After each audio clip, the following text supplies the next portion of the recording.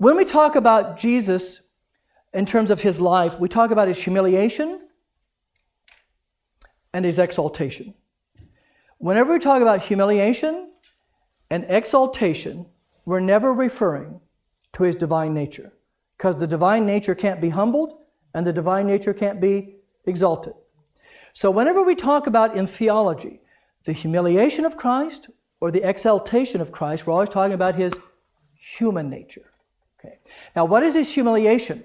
It means before his, or everything right up to his death. When he was walking around, he was always what? Always God in human form from the moment of his conception in the womb of the Virgin Mary. But his humiliation is this. Here's his humiliation. As a man, he did not always use his power as God.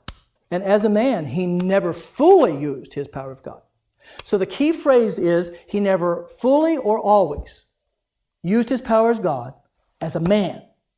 That's his humiliation. Because he could have, right? I mean, for example, if you've ever seen a Groundhog Day or Bruce Almighty or something like that, or a movie like that, here's the point. In those movies, and you don't have to have seen the movie if you've never seen it, what if you woke up one day and you realized you had at your very control the very power of God?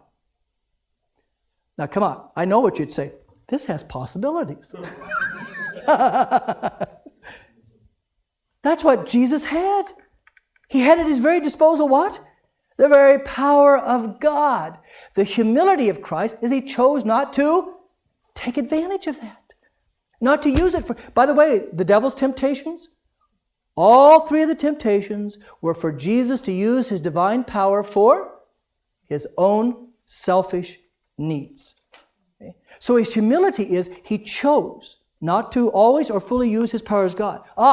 But once he's raised from the dead and ascends into heaven and sits down at the right hand of God the Father Almighty, as a man, he's exalted. As a man, he always uses the power of God. As a man, he fully uses the power of God.